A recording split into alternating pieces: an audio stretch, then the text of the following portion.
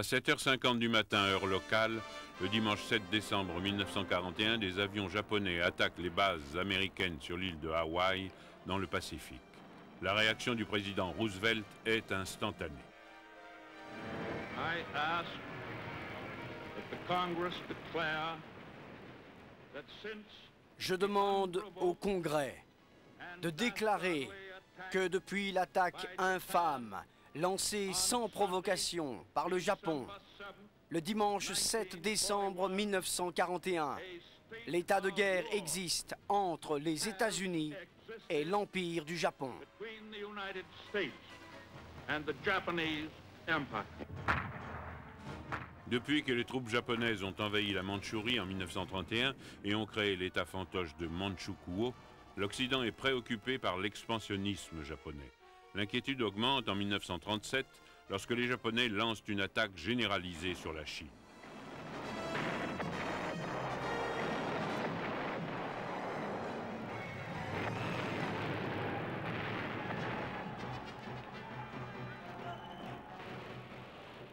Mais les puissances occidentales ne sont pas prêtes à risquer la guerre avec le Japon. Et ce, même lorsque des navires de guerre tels que la canonnière américaine Panay sont bombardés par des avions japonais. Toutefois, le Japon fait amende honorable après cet incident. S'il le fait, c'est parce qu'il a une faiblesse que l'Occident menace d'exploiter. Le Japon manque gravement de ressources naturelles. Il est donc fortement tributaire des importations d'étain, de pétrole, de caoutchouc et d'autres matières premières essentielles. Il n'a donc pas vraiment les moyens de provoquer l'Occident. Entre-temps, la lutte des Chinois contre le Japon bénéficie du soutien moral de l'Occident. Le chef chinois Chiang Kai-shek commence à recevoir des prêts américains qui lui permettent d'acquérir des armements et de l'équipement moderne.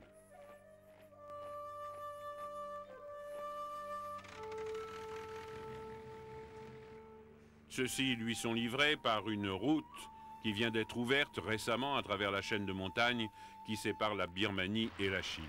Il s'agit de la route de Birmanie.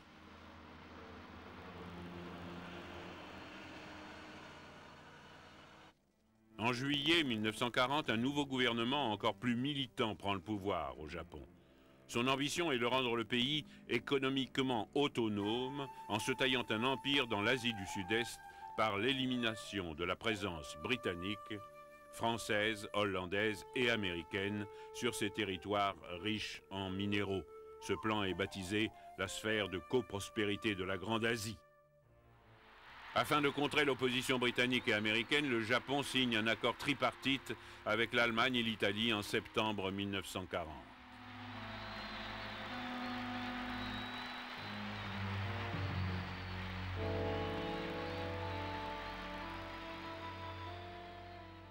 En avril 1941, les Japonais suppriment la menace russe au nord en signant à Moscou un pacte de non-agression pour 5 ans.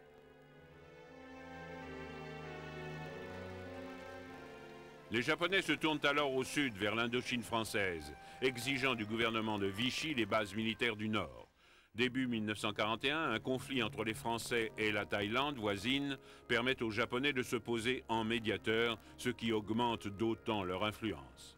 Les Français sont désormais impuissants à résister à leurs demandes et en juillet 1941, les Japonais occupent la totalité de l'Indochine française. La réaction des démocraties occidentales est de geler tous les avoirs japonais, ce qui prive le Japon de 90% de ses importations. Les Japonais sont donc forcés de se montrer plus conciliants, notamment envers les Américains.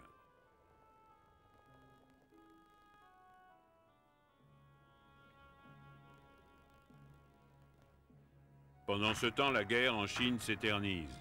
Mais les choses s'arrangent un peu pour Chiang Kai-shek lorsque la loi du pré-bail est votée en Amérique en mars 1941 et lui donne la priorité juste après la Grande-Bretagne pour recevoir des munitions des Américains.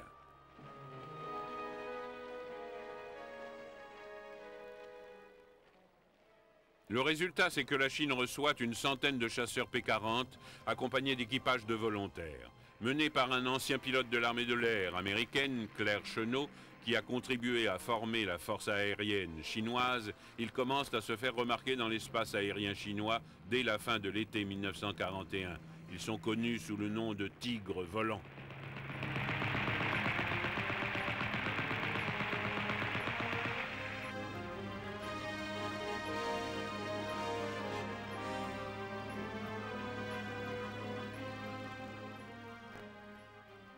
Le Premier ministre japonais, le prince Konoye, espère qu'il pourra parvenir à une entente avec les États-Unis. Mais l'insistance des Américains à exiger que le Japon évacue en totalité la Chine est un obstacle insurmontable. En conséquence, en octobre 1941, le prince Konoye démissionne et le général Tojo lui succède. Celui-ci est absolument déterminé à ce que le Japon devienne autosuffisant en matières premières. Il est prêt à se retirer de l'Indochine et d'une partie de la Chine, mais uniquement si les États-Unis lèvent leur embargo commercial et aident le Japon à s'approprier le pétrole, le charbon et le caoutchouc de la riche Indonésie hollandaise. Cette demande est rejetée par les Américains qui exigent à nouveau que le Japon se retire totalement de la Chine. À ce moment, Tojo a décidé que la guerre est probablement la seule réponse possible. Il a déjà dressé des plans à cet égard et le Japon semble prêt à s'engager sur la voie qu'avait anticipée l'ambassadeur de Chine auprès des États-Unis. Espérons que cette menace d'un blocus économique complet suffira pour arrêter le Japon avant qu'il ne plonge plus loin dans la direction d'un harakiri national ou d'un suicide national.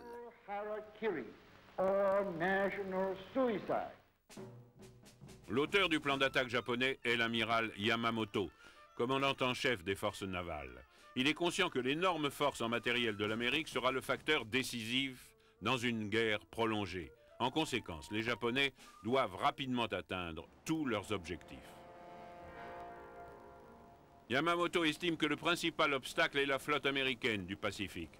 Elle doit donc être détruite dès le début des opérations. La question est de savoir comment. Il pense pouvoir s'inspirer du succès de l'attaque des avions britanniques transportés par porte-avions contre la flotte italienne à Tarente en novembre 1940. Si les porte-avions japonais pouvaient parvenir à portée de la base de la flotte du Pacifique à Pearl Harbor sans être interceptés, il pourrait lancer un assaut semblable. Les forces navales japonaises commencent à s'entraîner dans cette optique. L'attaque sur Pearl Harbor doit être accompagnée d'autres raids contre les îles américaines de Wake et de Guam, la colonie britannique de Hong Kong, les Philippines, la Malaisie, l'Indonésie hollandaise, les îles Salomon et la Birmanie. Pour les Américains, l'objectif principal des Japonais est sûrement les Philippines.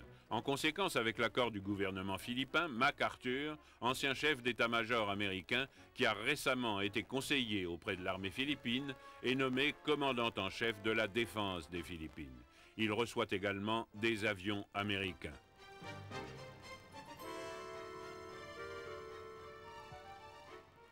Les Britanniques, eux aussi, ont renforcé leur petite garnison à Hong Kong.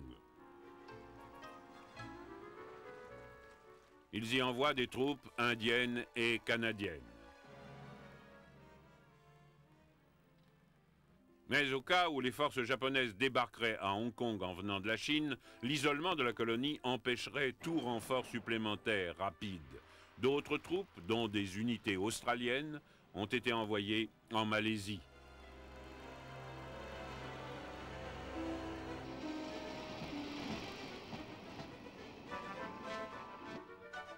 Le renfort aérien comprend ces chasseurs Brewster Buffalo, fournis dans le cadre de la loi du pré-bail. Deux puissants navires britanniques, le Prince of Wales et le Repulse, sont envoyés à Singapour. Mais tant chez les Américains que chez les Britanniques, la vigilance se relâche dangereusement, en raison d'une sous-estimation de la puissance militaire japonaise. Les deux pays pensent que les armements japonais sont inférieurs aux leurs et que leurs pilotes, notamment, manquent de compétences.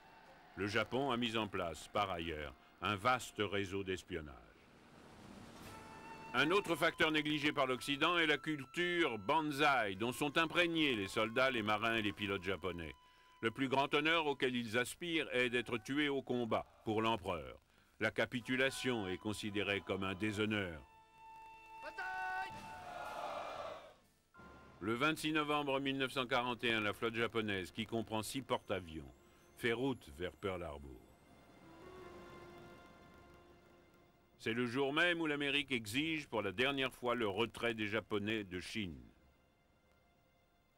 La flotte japonaise navigue dans le silence radio le plus strict, ce qui signifie que les Américains savent qu'elle est en mer, mais qu'ils n'ont aucune idée de sa destination.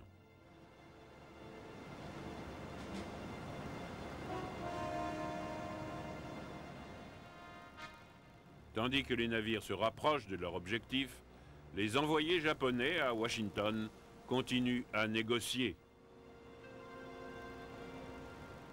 La flotte américaine du Pacifique a passé la première semaine de décembre 1941 en manœuvre.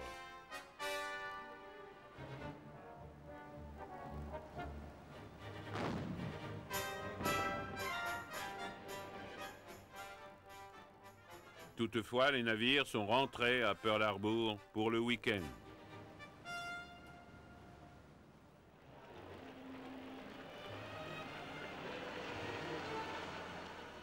Mais les 2 porte-avions de la flotte, le Lexington et l'Enterprise, sont en route pour Wake et Midway. Sur les porte-avions japonais, les équipages reçoivent leurs derniers ordres et montent à bord de leurs appareils.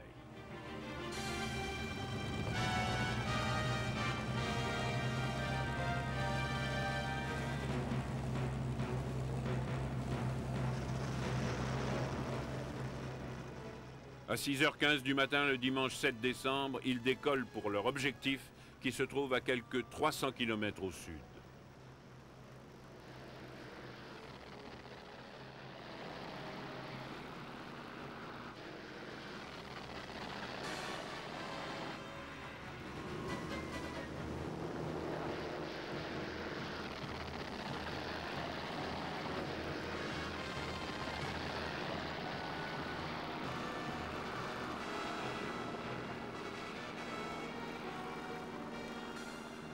À Hawaï, un opérateur radar remarque les avions qui s'approchent sur son écran, mais personne n'imagine qu'il s'agit d'appareils ennemis et les Japonais poursuivent leur course.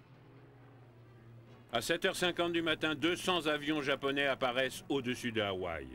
Les bombardiers attaquent les 4 aérodromes de l'île et détruisent un grand nombre d'avions américains. Un opérateur radio américain désespéré transmet le message « Attaque aérienne sur Pearl Harbor ». Ce n'est pas une manœuvre.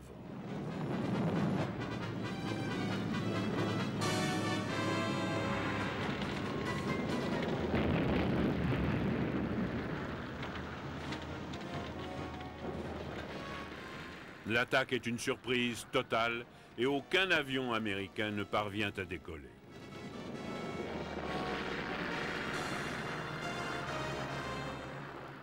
Les avions torpilleurs s'attaquent aux navires de guerre, à l'ancre, en rang serré, et font des cartons comme à la fête foraine.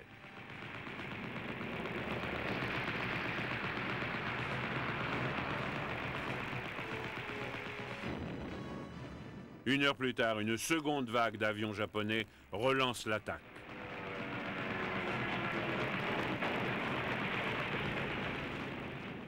Cette fois-ci, les défenses aériennes américaines sont un peu mieux préparées, mais malgré tout, de nouveaux navires sont coulés.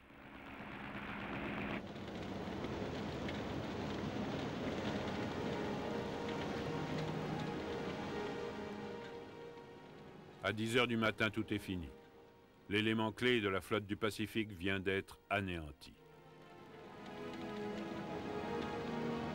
Plus de 2000 Américains ont été tués et bien davantage sont blessés.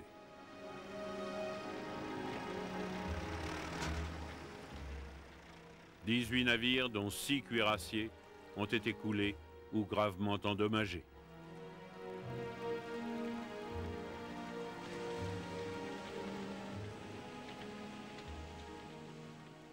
350 avions américains ont été détruits ou endommagés, tandis que les Japonais n'ont perdu que 29 avions et 5 petits sous-marins. C'est une catastrophe accablante.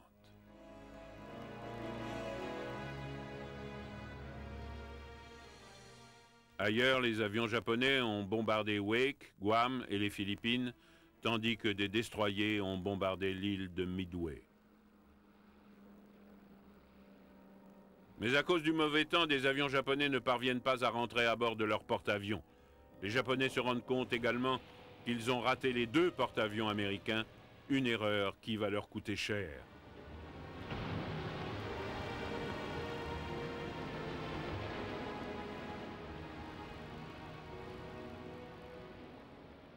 Le jour suivant, le président Roosevelt demande au Congrès de déclarer immédiatement la guerre au Japon. Roosevelt lui-même a appris la nouvelle de Pearl Harbor à l'heure du déjeuner à cause du décalage horaire. Il savait déjà qu'une attaque japonaise était imminente grâce au décodage d'un long message envoyé par Tokyo à son ambassadeur à Washington au cours de la nuit. Toutefois, Roosevelt, de même que les chefs militaires américains, sont abasourdis que l'attaque principale ait été dirigée contre Pearl Harbor au lieu des Philippines. Ainsi, après plus de 15 mois d'incertitude, les États-Unis se retrouvent plongés dans la guerre. En tout état de cause, ils sont mieux organisés qu'ils ne l'étaient en 1917. La déclaration de guerre de Roosevelt efface immédiatement toute divergence d'opinion chez les Américains entre les bellicistes et les pacifistes. Ils sont à nouveau un peuple uni. Sur la côte ouest de l'Amérique, on prend des dispositions pour se défendre contre une invasion japonaise que l'on croit imminente. Une autre mesure immédiate est de rassembler tous les Américains d'origine japonaise, environ 100 000 en tout, et de les interner. Dans le Pacifique, Guam tombe le 10 décembre, lendemain du jour où les Japonais ont débarqué dans les îles Gilbert sans rencontrer de résistance. La garnison américaine de l'île de Wake repousse tout d'abord l'invasion des Japonais, mais est finalement forcée de se rendre le 23 décembre.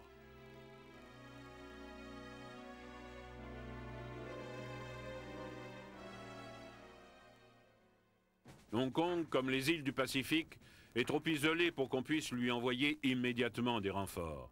Les Japonais chassent bientôt des nouveaux territoires, les défenseurs britanniques, canadiens et indiens de l'autre côté de l'eau, sur l'île de Hong Kong même.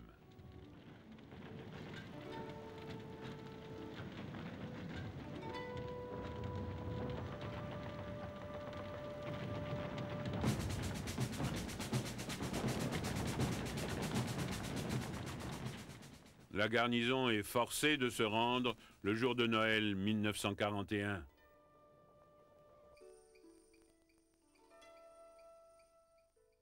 La 25e armée japonaise, conduite par le redoutable général Yamashita, envahit bientôt la Malaisie. Pendant des années, les Britanniques ont fait de Singapour leur principal bastion en Extrême-Orient. Mais les défenses de l'île sont conçues pour parer à une attaque venant du large plutôt que pour une attaque venant de la Malaisie au nord.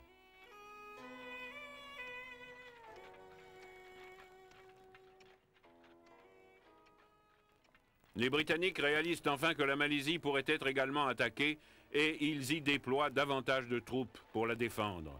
Ces troupes sont entraînées, mais le commandement est convaincu que les Japonais utiliseront les routes qui traversent la péninsule.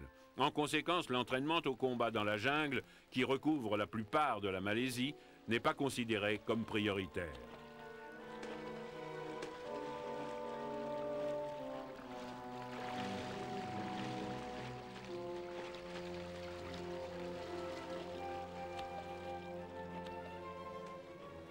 Yamashita envahit la Malaisie depuis la Thaïlande et débarque sur la côte nord-est. Ses troupes foncent bientôt vers le sud. Le Prince of Wales et le Repulse, qui ont été envoyés à Singapour pour intercepter le débarquement, viennent d'arriver, mais ils sont repérés par l'ennemi. Des avions japonais attaquent les 2 navires le 10 décembre.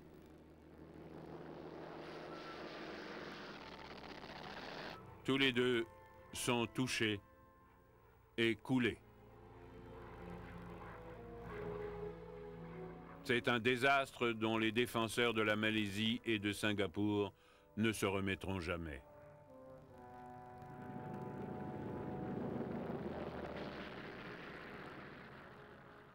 De nombreux avions britanniques sont détruits au sol dès le début de l'attaque et le reste se retire à Singapour. Les Japonais ont donc la suprématie aérienne sur la Malaisie et ils perturbent gravement les communications britanniques.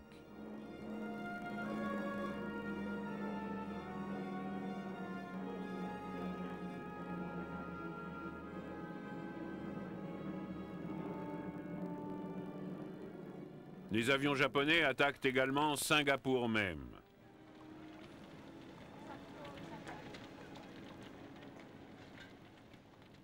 Entre-temps, les troupes de Yamashita continuent vers le sud. Bon nombre d'entre elles traversent toute la Malaisie à bicyclette.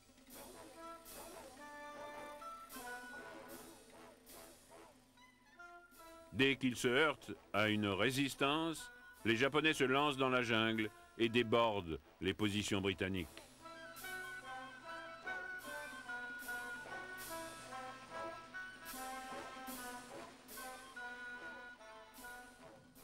De ce fait, la cohésion des forces britanniques commence à faiblir.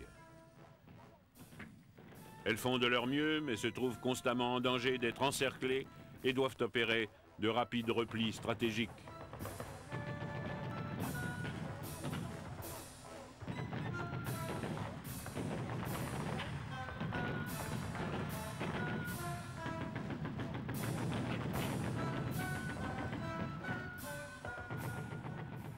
Bientôt, les replis se transforment en retraite. Les préjugés d'avant-guerre sur l'incompétence militaire japonaise sont balayés de dure façon. Finalement, le 31 janvier, les Britanniques en retraite traversent le Causeway, le bras de mer qui sépare la Malaisie de Singapour. Ils se préparent à détruire le pont.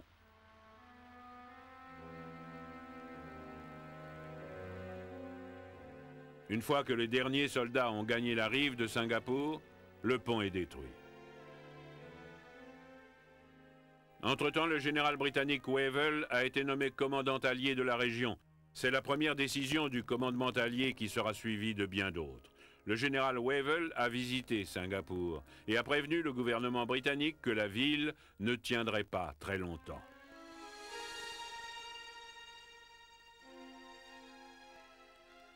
Churchill insiste pour que l'île soit défendue. Les Britanniques continuent à considérer Singapour comme une forteresse imprenable. Cela n'empêche pas de faire évacuer les familles britanniques par bateau. Beaucoup d'entre elles ne reverront jamais leur mari ni leur père, tandis que d'autres périront en mer.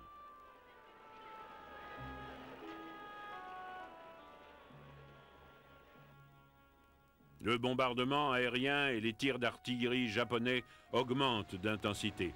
Le 8 février 1942, les Japonais traversent le Causeway et débarquent à Singapour.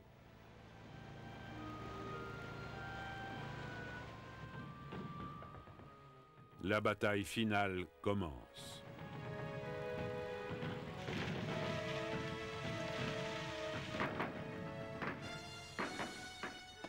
Les défenseurs démoralisés, bien qu'ils viennent de recevoir de nouveaux renforts de Grande-Bretagne, ne peuvent guère opposer de résistance aux Japonais victorieux.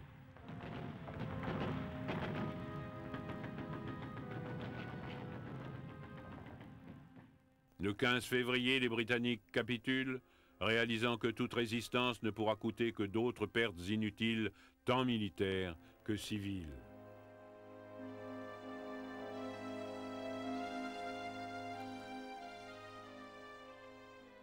C'est un moment de triomphe pour Yamashita, mais pour son opposant, le général Sir Robert Percival, c'est une amère humiliation que ressentent aussi tous les Britanniques.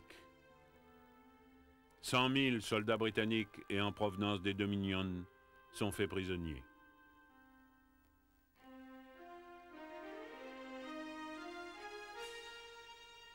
C'est au tour de l'Indonésie hollandaise d'être visée. Les Hollandais y ont basé des forces relativement bien équipées, mais qui n'ont aucune expérience du combat.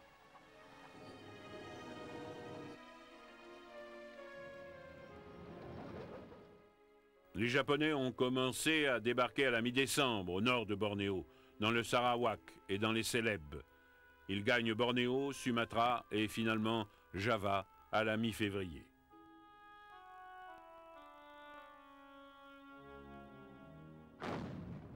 Comme cela avait été le cas pour les Britanniques, les Hollandais sont rapidement débordés par cette guerre éclair.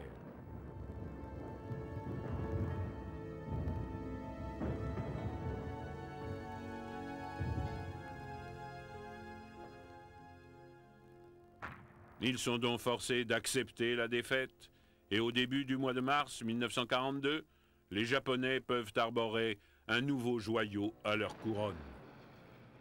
Avant d'attaquer les colonies britanniques et hollandaises de l'Asie du Sud-Est, les Japonais avaient également fait des Philippines l'un de leurs premiers objectifs.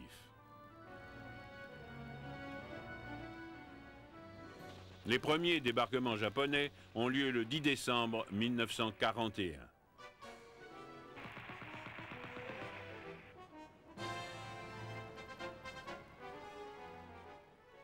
Comme ces débarquements sont dispersés, le général américain MacArthur, commandant en chef des Alliés, est dans l'impossibilité d'empêcher les têtes de pont de s'implanter. Ses forces ne sont pas suffisamment solides pour garder toutes les côtes de l'archipel des Philippines. Il prévoit donc, tout d'abord, de mener une série de combats retardateurs afin d'user les Japonais. Mais les problèmes de MacArthur s'aggravent. D'autres débarquements japonais sont effectués sur l'île de Mindanao au sud et sur la côte ouest de Luçon.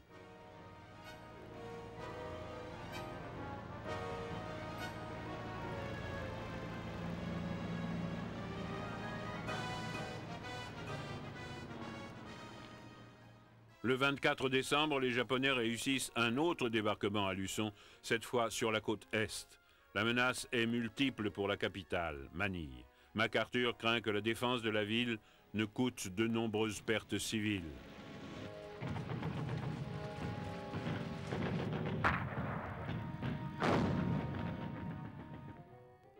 Les forces alliées se retirent donc vers la péninsule de Bataan, à l'ouest de la baie de Manille. Le 2 janvier 1942, les Japonais entrent dans Manille, qui a été déclarée ville ouverte.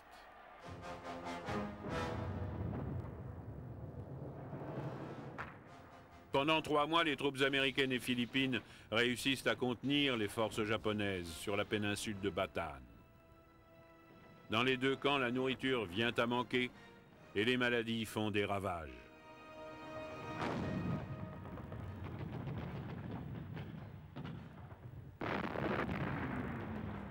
Mais les Japonais continuent à tenter de percer.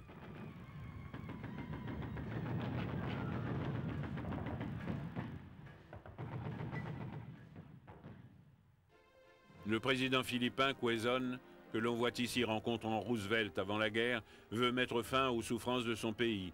Mais Roosevelt est intransigeant, la résistance doit continuer. Il fait néanmoins évacuer Quezon en Australie. Et il y envoie également MacArthur afin de mettre sur pied un autre commandement allié dans le Pacifique du Sud-Ouest. Là, MacArthur est accueilli comme le symbole du soutien américain à l'Australie. Mais dès son arrivée, il fait serment de reconquérir les Philippines. Le 24 mars 1942, 2 semaines après que MacArthur soit parti pour l'Australie, les Japonais, qui ont reçu des renforts, lancent une offensive de bombardement sur les positions américaines et philippines. Le 4 avril, les troupes japonaises attaquent les défenses alliées de Bataan. 5 jours plus tard, les forces alliées qui y sont cantonnées se rendent.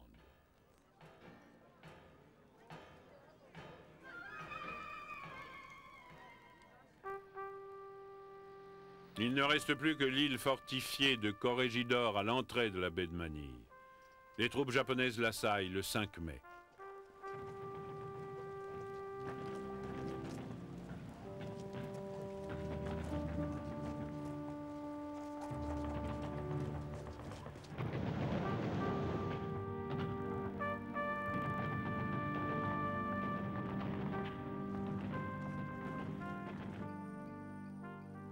Deux jours plus tard, le général Wainwright, successeur de MacArthur, capitule.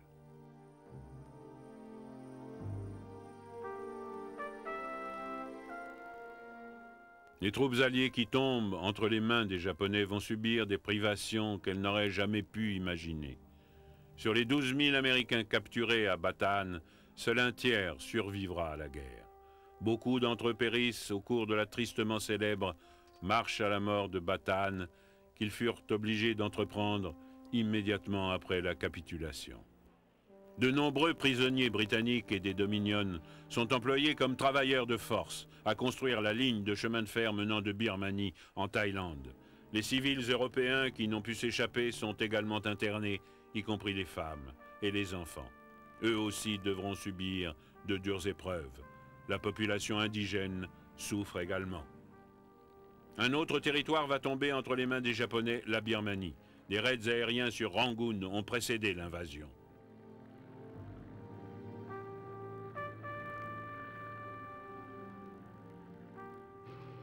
Comme partout ailleurs, ces raids ont été lancés pour démoraliser la population birmane.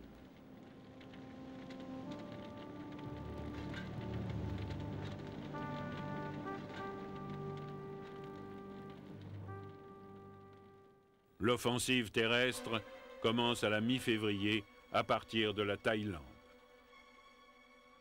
Les faibles forces britanniques, indiennes et birmanes doivent bientôt battre en retraite dans l'impossibilité d'empêcher les Japonais de s'infiltrer par la jungle.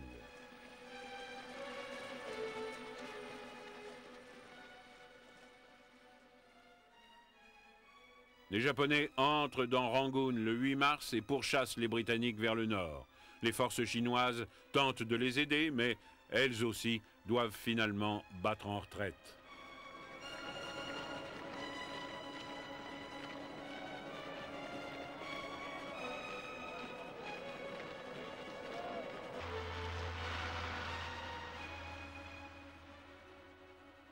Bientôt, les Japonais ont repoussé les Alliés de l'autre côté des larges cours d'eau Irrawaddy et Chinwin, jusque dans la province d'Assam, au nord-est de l'Inde.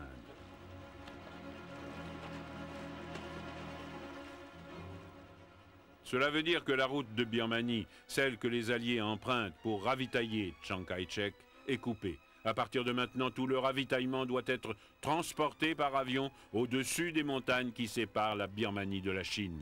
Les pilotes qui utilisent cet itinéraire périlleux l'ont baptisé la Bosse.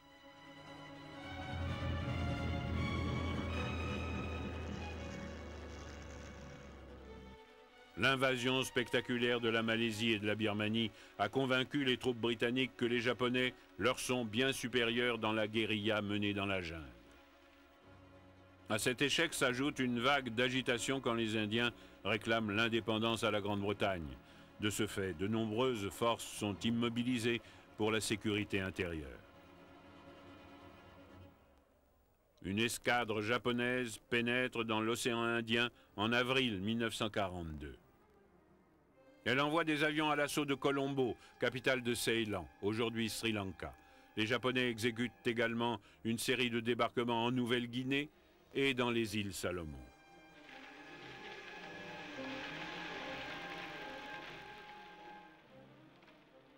La guerre se rapproche de plus en plus de l'Australie. Le 22 mars 1942, les avions japonais attaquent Darwin, au nord du pays. On craint tant que ce soit le prélude à une invasion japonaise que l'on commence à organiser l'évacuation des troupeaux du nord de l'Australie vers le sud.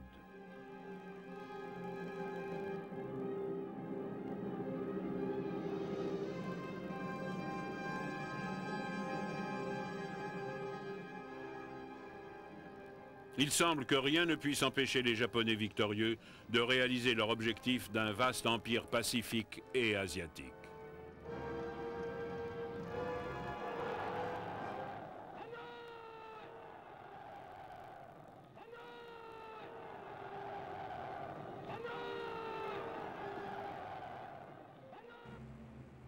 Il y a quand même une lueur d'espoir pour les Alliés. Le 18 avril 1942, 16 bombardiers B-25, menés par le colonel Doolittle, ont décollé du porte-avions américain Homet, qui se trouve à 1300 km à l'est de Tokyo. Ils bombardent la capitale japonaise et d'autres villes avant de s'échapper vers la Chine. La témérité de cette opération, à un moment aussi sombre de la guerre du Pacifique, remet du baume au cœur des Alliés. Il y a plus important, les décodeurs américains ont identifié Port Moresby en Nouvelle-Guinée comme étant le prochain objectif des Japonais. Ceux-ci organisent leur débarquement depuis Rabaul. Une force américaine appuyée par les porte-avions Lexington et Yorktown, qui ont échappé à la destruction de Pearl Harbor, se prépare à intercepter la flotte ennemie en mer de Corail. Le 7 mai, les deux forces navales s'affrontent, mais la bataille prend un tour inattendu. Les appareils du porte-avions japonais attaquent les premiers. Ils causent de sérieux dommages à un pétrolier. Les Américains, ayant repéré les porte-avions japonais et leur escorte, lancent des raids aériens contre l'ennemi. Ils parviennent à couler le Shoho. Les Japonais, eux, ne repèrent pas les porte-avions américains et décident de repousser le débarquement de 2 jours. Les avions américains ne parviennent cependant pas tous à rentrer intacts à bord.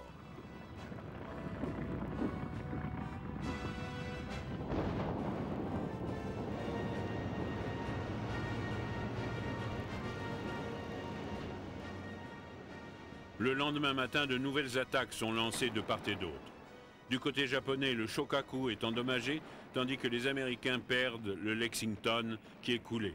La flotte américaine se replie, mais pour la première fois, la bataille de la mer de Corail a contrecarré les plans des Japonais. Ceux-ci ont toutefois un autre plan de débarquement sur les îles Aléoutiennes et un projet d'attaque de l'île de Midway, qu'ils surnomment la Sentinelle de Pearl Harbor. Une fois de plus, les Américains ont vent de ces projets. L'amiral Nimitz, qui commande la zone Pacifique, déploie ses 3 porte-avions, dont le Yorktown, rescapé de la mer de Corail, pour couvrir Midway. Le 4 juin 1942, c'est le choc des 2 flottes. La bataille commence par un raid aérien des Japonais contre Midway même. Leur objectif est d'anéantir la force aérienne américaine qui y est cantonnée.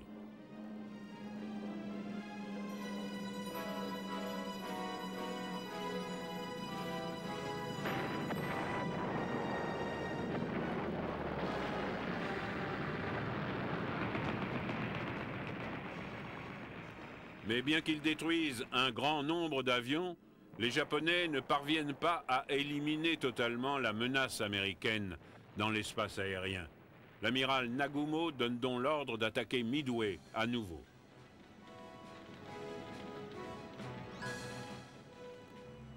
Mais les Américains ont repéré les porte-avions japonais. La décision de Nagumo de réattaquer Midway signifie qu'il faut changer les torpilles par des bombes et donner de nouvelles instructions aux équipages. Ces porte-avions bondés n'ont jamais été aussi vulnérables.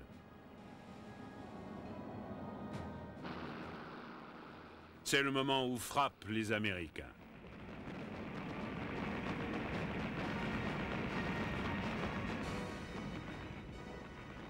Les porte-avions de Nagumo réussissent à repousser la première vague d'assaut et abattent la majorité des attaquants.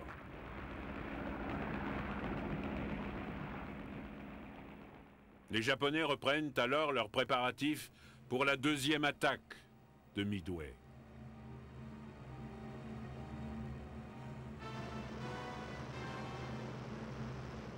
Mais avant que leurs appareils aient pu décoller, une autre vague d'avions américains les survole.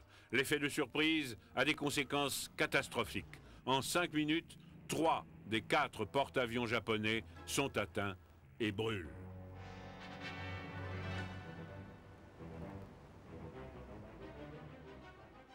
Et pourtant, malgré ce désastre, les Japonais n'ont pas dit leur dernier mot. Leurs avions décollent du Hirvu, leur dernier porte-avions.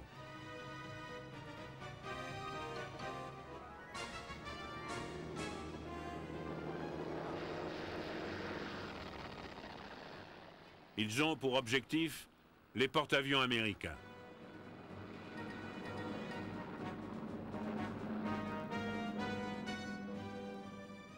Le Yorktown est la cible du plus gros de l'attaque.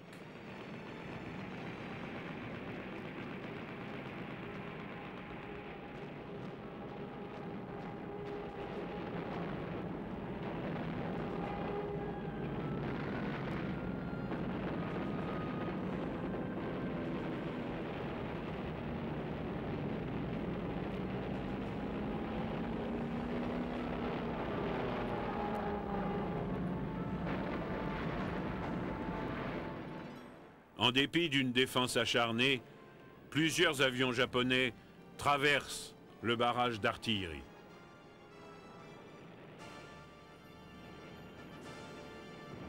Le Yorktown est touché par 3 bombes qui détruisent 2 de ses chaudières, puis par 2 torpilles. Ces avaries le mettent hors d'état de manœuvrer.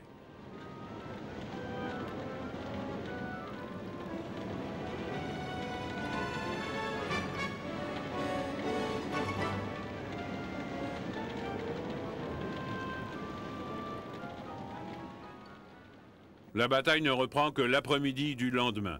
Les avions américains attaquent le Irvu et l'endommagent au point qu'il doit se saborder. La bataille de Midway s'avérera le tournant décisif de la guerre dans les mers du Sud. Et les débarquements japonais aux Aléoutiennes n'y changeront pas grand-chose.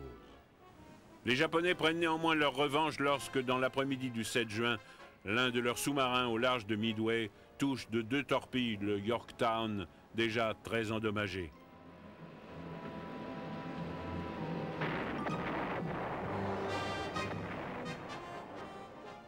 C'est le lendemain seulement que le Yorktown finit par couler, son pavillon flottant au vent.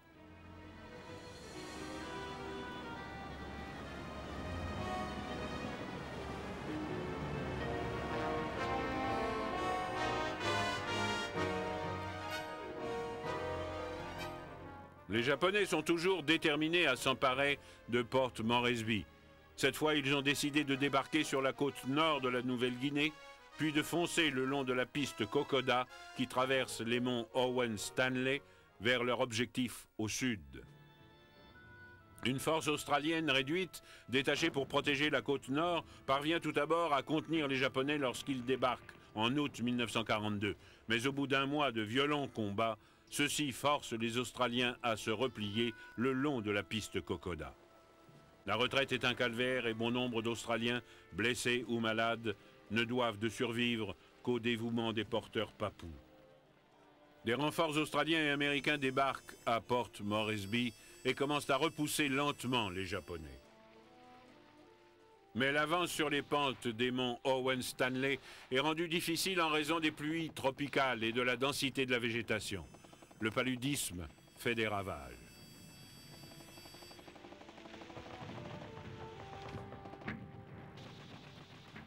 Ce n'est qu'en janvier 1943 que toute trace de résistance japonaise est enfin effacée en Nouvelle-Guinée.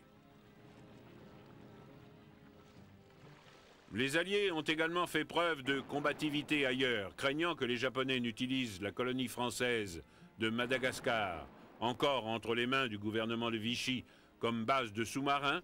Les troupes anglaises débarquent à Diego Suarez en mai 1942.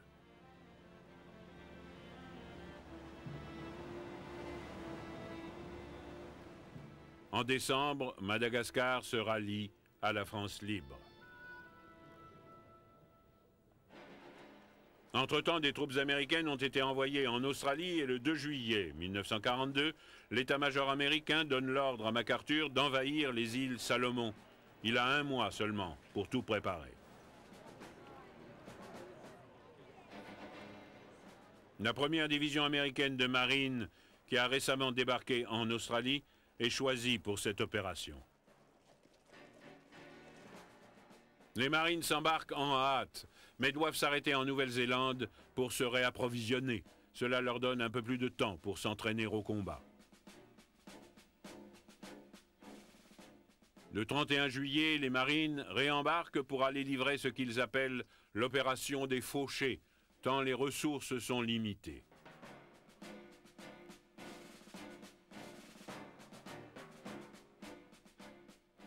Le soutien naval qu'il faut faire venir de Hawaï s'articule autour de 3 porte-avions qui assurent le seul appui aérien disponible. Ils font la jonction avec les troupes de débarquement aux îles Fidji, puis la force combinée navigue vers les Salomon. Dans cet archipel, l'île de Guadalcanal est le premier objectif retenu. Les Japonais ayant entrepris de construire un aérodrome sur l'île, les Américains veulent s'en emparer afin d'assurer le plus tôt possible à leurs forces de débarquement un appui aérien basé au sol. À 6h15 le matin du 7 août 1942, 3 croiseurs et 4 destroyers ouvrent le feu sur la côte de Guadalcanal. 30 minutes plus tard, l'ordre de débarquer les troupes est donné.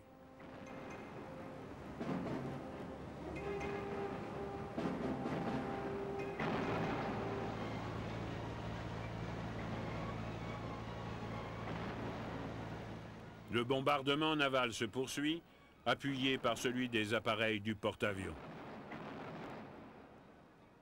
Les marines se dirigent vers le rivage.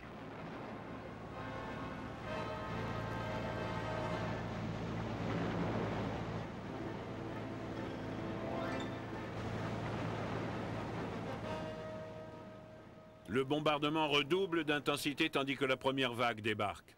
Les 2200 Japonais qui occupent l'île se sont immédiatement repliés vers l'intérieur.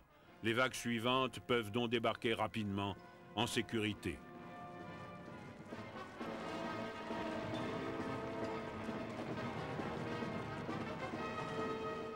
À la fin de la journée, 11 000 marines ont mis pied sur Guadalcanal.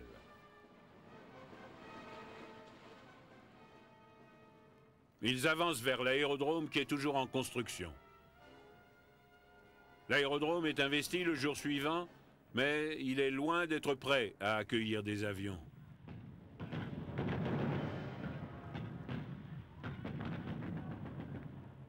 Toutefois, les Japonais n'ont pas l'intention d'abandonner Guadalcanal sans résistance et font venir des renforts qui harcèlent les marines. C'est l'impasse et elle est sanglante.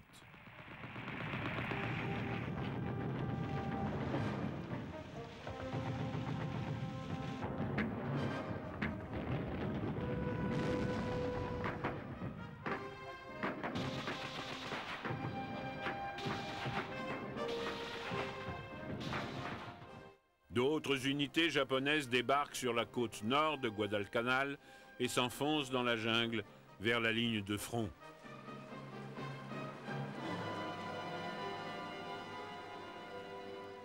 L'aménagement de l'aérodrome se poursuit. Pourtant, même l'atterrissage du premier avion américain sur Henderson Field, le 26 août, ne parvient pas à débloquer la situation.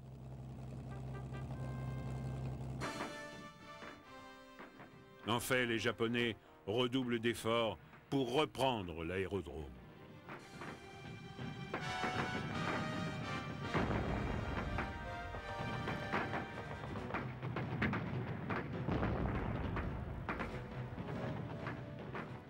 En mer, ils utilisent des cuirassés pour acheminer renforts et ravitaillements, un système que les Américains surnomment l'Express de Tokyo. Les accrochages navals se multiplient autour de Guadalcanal dès qu'il fait nuit. Ces escarmouches démontrent la supériorité des techniques de combat de nuit des Japonais sur les Américains qui perdent plusieurs navires.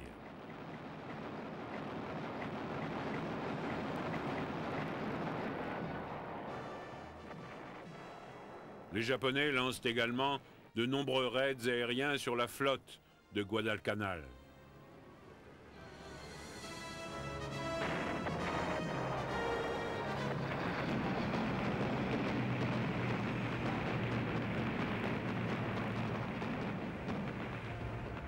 Ces attaques obligent les porte-avions américains à se replier, mais ils réussissent auparavant à couler un porte-avions japonais.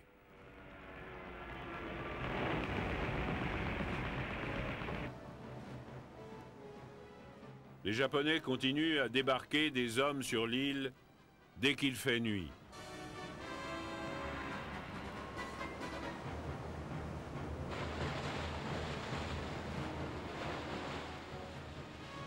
Ces renforts rendent la situation de plus en plus critique pour les Américains, d'autant qu'ils sont désormais à court de troupes de secours.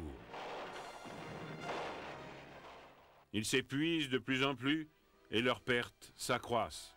Ce n'est qu'en décembre que 3 divisions fraîches viennent les relever. Ces troupes préparent immédiatement une attaque massive contre les Japonais.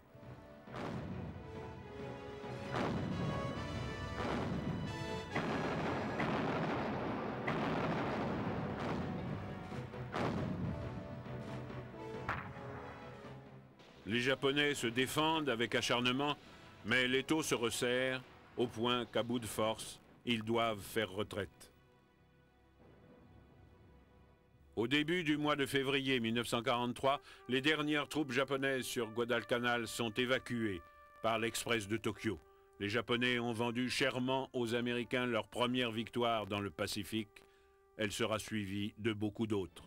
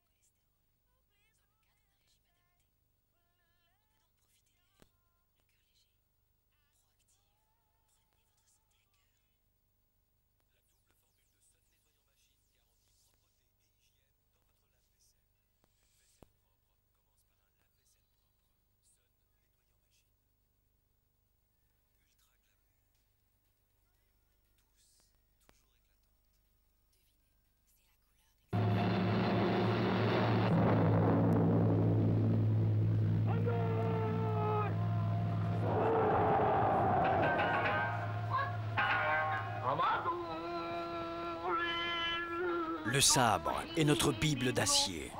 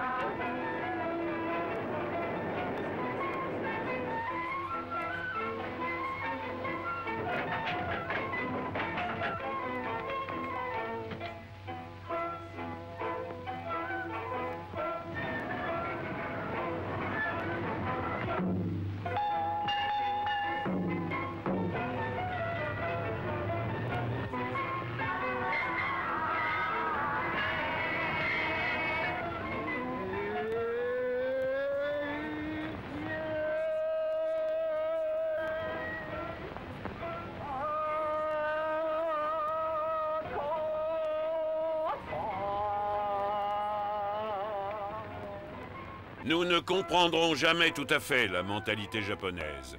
Eux ne nous comprennent pas non plus. Sinon, Pearl Harbor n'aurait jamais eu lieu. Nous devons pourtant essayer de comprendre le Japon car nous avons noué avec lui la plus étroite des relations, la guerre. Que nous le voulions ou non, nous aurons à côtoyer les Japonais pendant longtemps. Alors, voyons d'un peu plus près quelle sorte de gens sont-ils, quelles sont leurs croyances, ce qu'ils veulent, comment ils procèdent pour l'obtenir, et si cette histoire démarre de manière incroyable, accrochez-vous, c'est que nous avons affaire à un peuple incroyable. Voyons d'abord à quoi ressemble un soldat japonais. Taille moyenne 1,65 m, poids moyen 64 kg. Lui et ses frères soldats se ressemblent autant que des photographies tirées d'un même négatif. La solde du japonais est de 10 yens, une somme dérisoire. Le barda du japonais est simple mais pratique. Armé et équipé, le japonais déplace une charge de plus de la moitié de son propre poids. Son uniforme n'est pas taillé à ses mesures, son allure presque comique. Par rapport aux critères occidentaux, rien qui ressemble moins à un soldat.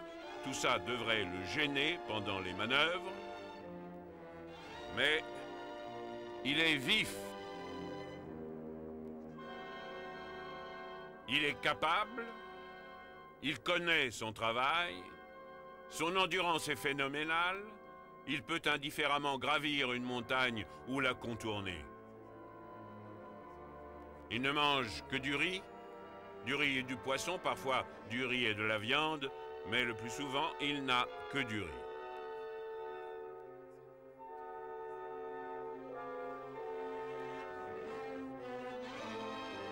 Et il en est très fier. Mais ce dont il est le plus fier, c'est d'être un soldat. Pour un Japonais, c'est l'accomplissement suprême. On l'a préparé à ça depuis sa naissance. Et dans son petit esprit coriace, on a instillé, répété, enraciné cette croyance fanatique que les Japonais étaient descendants des dieux et comme tels, destinés à asservir la terre entière et tous ses habitants. Cette fin justifie tout. Trahison, brutalité, viol, torture sont employés contre tout ce qui n'est pas japonais. Dans l'assaut, son seul but est de parvenir au corps à corps. Il est convaincu que l'attaque elle-même recèle une vertu mystique capable de vaincre n'importe quel adversaire supérieur en nombre et en armement. Un soldat japonais n'hésite pas entre se rendre et mourir.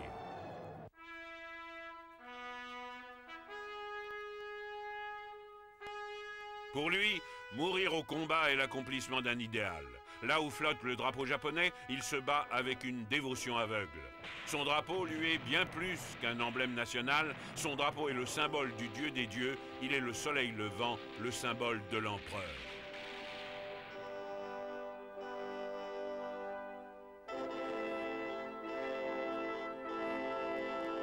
Aux yeux des Japonais, l'empereur est saint entre tous les saints, Dieu vivant et visible. Il est aussi leur dirigeant politique et spirituel. Il concentre entre ses mains les pouvoirs réunis du président des États-Unis, du premier ministre britannique et du premier dirigeant de Russie soviétique. Ajoutez à cela l'autorité du pape, celle de l'archevêque de Canterbury et du chef de l'église russe orthodoxe. Couronnez le tout d'un prestige divin équivalent à celui du Fils de notre Seigneur, et vous commencerez à comprendre ce que Hirohito représente pour les Japonais. Pourquoi il l'appelle le dieu empereur? Pour les Japonais, Hirohito est le descendant direct du soleil. Qu'y a-t-il de plus élevé, de plus brillant, de plus puissant que le soleil? De sorte que personne n'a le droit de se tenir plus haut que l'empereur, personne n'a le droit de le regarder d'en haut, que l'empereur passe dans une rue et les volets des fenêtres aux étages sont tenus hermétiquement clos. Au Japon, n'importe quel train n'est rien d'autre que le train de Tokyo, parce que l'empereur habite Tokyo. Nul ne saurait imiter l'empereur d'aucune façon. Seul l'automobile de l'empereur peut être de couleur marron. Son tailleur lui-même ne peut toucher la personne de l'empereur. Qui pourrait poser la main sur le soleil? Si vous êtes japonais, les yeux doivent vous brûler en ce moment. N'êtes-vous pas en train de regarder l'empereur? De même que les yeux vous brûleraient si vous tâchiez de fixer le soleil. Personne ne songerait à toucher une image le représentant sans qu'elle soit couverte. Lorsqu'Hirohito fit la une d'un magazine américain, le gouvernement japonais protesta officiellement auprès du département d'État. L'empereur est la source de tout ce qui survient sur le territoire japonais. De lui, tout émane et en lui, tout perdure. Il fait pousser le riz japonais, et il pousse les soldats japonais à la conquête du monde. En son nom, ils apportent aux autres peuples justice, illumination, vérité, coprospérité et paix.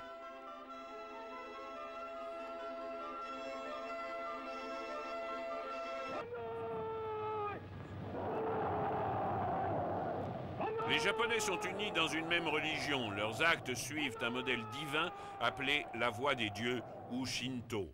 Le shintoïsme est la religion nationale du Japon. Shinto.